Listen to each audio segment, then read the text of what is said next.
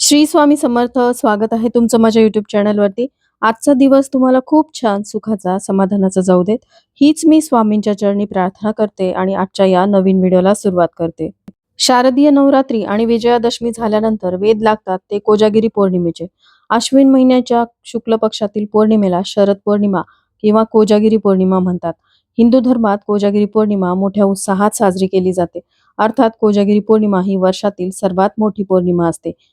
पंचांगानुसार यावर्षी अश्विन महिन्याची पौर्णिमा ही 16 ऑक्टोबरला म्हणजेच बुधवारी रात्री 8:41 सुरू होणार आहे.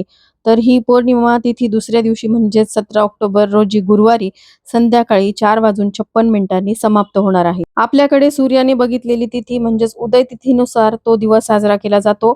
म्हणून कोजागिरी पौर्णिमा ही 17 ऑक्टोबर रोजी म्हणजे गुरुवारी साजरी केली जाणार आहे. असं म्हणतात की कोजागिरी पौर्णिमा ही देवी लक्ष्मीची जन्मतिथी आहे. ती याच दिवशी पृथ्वीवरती येते आणि पुढील 15 दिवस म्हणजेच दिवाळीच्या अमावस्येपर्यंत ती पृथ्वीवरती असते आणि या 15 दिवसामध्ये आपण देवीची सेवा उपासना करत असतो.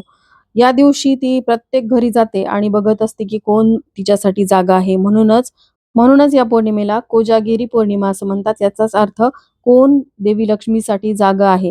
कारण या दिवशी जागरण करण्याला, देवीसाठी बासुंदीचा नैवेद्य तयार करण्याला अतिशय महत्त्व आहे. असं म्हटलं जातं की कोजागिरी पौर्णिमेच्या रात्री चंद्रातून निघणारी किरणं ही अमृता समान असतात. म्हणून या दिवशी लोक दूध किंवा बासुंदी तयार करतात. रात्री ते चंद्रप्रकाशात ठेवतात. असं केल्याने चंद्राची किरणं त्या दुधावर आणि खिरीवर पडतात आणि त्यावर अमृताचा प्रभाव होतो. या दिवशी चंद्रप्रकाशात दुधाचं सेवन केल्याने देवी लक्ष्मी प्रसन्न होते असं म्हणतात. याशिवाय घरामध्ये देवीला प्रसन्न करून घेण्यासाठी अनेक सेवा व उपाय केले जातात. तर असाच एक उपाय मी आजच्या व्हिडिओमध्ये शेअर करणार आहे. या उपायामध्ये तुम्हाला कोजागिरी पौर्णिमेच्या दिवशी लक्ष्मी स्वरूप काही वस्तू घरामध्ये आणायच्या आहेत. या वस्तू घरामध्ये आणल्याने तुमच्या आयुष्यात असलेलं दुःख, दारिद्र्य संपूर्णपणे नष्ट होईल. घरामध्ये अखंड लक्ष्मी वास करेल आणि घरामध्ये असलेली गरिबी जी आहे ती संपूर्णपणे नष्ट होईल. तर ह्या कोणत्या लक्ष्मीकारक अशा वस्तू आहेत याविषयीची संपूर्ण माहिती जाणून घ्यायची असेल तर व्हिडिओ स्किप न करता शेवटपर्यंत बघा. चॅनलवरती पहिल्यांदा आला असाल तर नक्कीच सबस्क्राईब करा आणि असेच नवनवीन माहितीपूर्ण व्हिडिओ बघण्यासाठी बेल आयकॉनलाही क्लिक करा. त्यामुळे जेव्हाही मी नवीन व्हिडिओ अपलोड करेल तेव्हा त्याचं नोटिफिकेशन सर्वात आधी तुम्हाला मिळेल आणि तुम्ही एक पण व्हिडिओ मिस करणार नाही. धार्मिक मान्यतेनुसार लक्ष्मी स्वरूप असलेल्या या काही वस्तू घरात ठेवल्याने तुमच्या घरामध्ये धनधान्याची कधीही कमतरता भासत नाही. देवी लक्ष्मीची अखंड कृपा तुमच्या घरावरती राहते. तर या सगळ्याच वस्तू तुम्ही आणाव्यात असं नाही, पण यातली जी वस्तू तुमच्या घरामध्ये नसेल ती तुम्हाला कोजागिरी पौर्णिमेच्या शुभ मुहूर्तावरती आणायची आहे आणि ती तुमच्या घरामध्ये स्थापित करायची आहे. घरामध्ये जर आर्थिक अडचण असेल तर कोजागिरी पौर्णिमेच्या दिवशी तुम्हाला देवी लक्ष्मीचा चांदीचं नाणं खरेदी करून आणायचं आहे. या चांदीच्या नाण्यावरती देवी लक्ष्मी ही रेखाटलेली असावी आणि ती कमळामध्ये बसलेली असावी. शिवाय 2 हत्ती देखील बाजूला असावेत म्हणजेच गजलक्ष्मी. अशा स्वरूपामध्ये तुम्हाला एक चांदीचं नाणं कोजागिरी पौर्णिमेच्या दिवशी खरेदी करून आणायचं आहे. तर पहा स्क्रीनवरती जसं लक्ष्मीचं स्वरूप तुम्हाला दिसतंय ज्यामध्ये देवी लक्ष्मी ही कमळात बसलेली आहे. तसंच चांदीचं नाणं तुम्हाला खरेदी करून आणायचंय कारण उभी लक्ष्मी घरामध्ये ठेवू नये. कारण यामुळे आपल्या घरामध्ये नेहमी आर्थिक चणचण जाणवते, घरामध्ये पैसा टिकत नाही. त्यामुळे हे नाणं खरेदी करून आणत असताना तुम्हाला बसलेल्या लक्ष्मीचंच चांदीचं नाणं खरेदी करून आणायचं आहे. कोजागिरी पौर्णिमेच्या दिवशी ते नाणं तुम्हाला देवघरामध्ये ठेवायचं आहे, त्याची पूजा करायची. त्यानंतर दुसऱ्या दिवशी तुम्ही हे नाणं जे आहे तुमच्या तिजोरीमध्ये ठेवू शकता. त्यानंतरची दुसरी वस्तू जी तुम्हाला कोजागिरी पौर्णिमेच्या दिवशी खरेदी करून आणायची आहे, ती म्हणजे कवडी. तुम्ही कवडी पिवळ्या रंगाची आणू शकता किंवा पांढऱ्या रंगाची आणू शकता. तुमच्या आर्थिक समस्या दूर करण्यासाठी ही अत्यंत महत्त्वाची वस्तू आहे. कवड्यांची उत्पत्ती ही समुद्र मंथनातून झालेली आहे आणि ती देवी लक्ष्मीला अतिशय प्रिय आहे. तर 5 किंवा 7 या संख्येमध्ये तुम्हाला कवड्या खरेदी करून आणायच्या आहेत. त्यानंतर या कवड्यांची तुम्हाला कोजागिरी पौर्णिमेच्या दिवशी पूजा करायची आहे. या कवड्या तुम्ही दुसऱ्या दिवशीपासून तुमच्या देव्हाऱ्यामध्ये ठेवू शकता.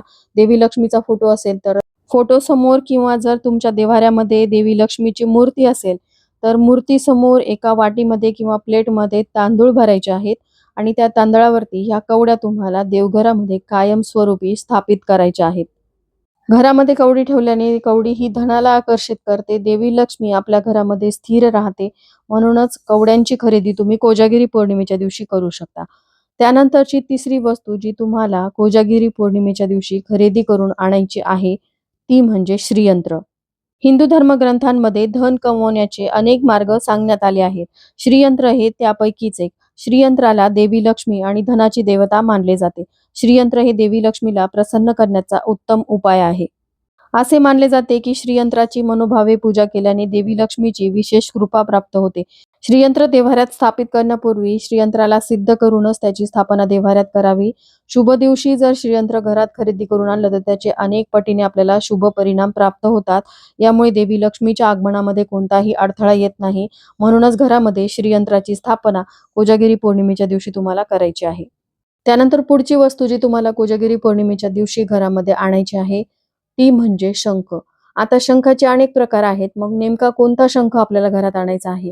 तर पहा, देवी लक्ष्मीचा भाऊ आणि देवी लक्ष्मीला अतिशय प्रिय असणारा शंख म्हणजे दक्षिणावर्ती शंख आपल्याला घरामध्ये आणायचा आहे. दक्षिणावर्ती शंख घरामध्ये आणल्यानंतर त्याची आपल्याला पूजा करायची आहे आणि तो शंख देव्हाऱ्यामध्ये स्थापित करण्यापूर्वी त्याला आपल्याला आसन द्यायचं आहे. तर शंखासाठीचे स्टँड तुम्हाला बाजारामध्ये मिळतात. शंख जर खरेदी करत असाल तर त्यासोबत त्याचं स्टँड देखील तुम्हाला घ्यायचं आहे. त्या स्टँडवरती एक लाल रंगाचं कापड ठेवायचं, त्यावरती दक्षिणावर्ती शंख ठेवायचा आणि शंखामध्ये तुम्हाला पाणी भरून ठेवायचं आहे. आणि अशा प्रकारे तुम्ही कोजागिरी पौर्णिमेपासून देवी लक्ष्मीला प्रिय असलेला हा शंख देव्हाऱ्यामध्ये स्थापित करू शकता.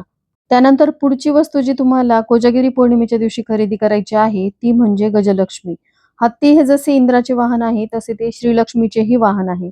हत्तीवर आरूढ झालेली लक्ष्मी गजलक्ष्मी म्हणून ओळखली जाते. तिला वैभवाचे प्रतीक मानले जाते.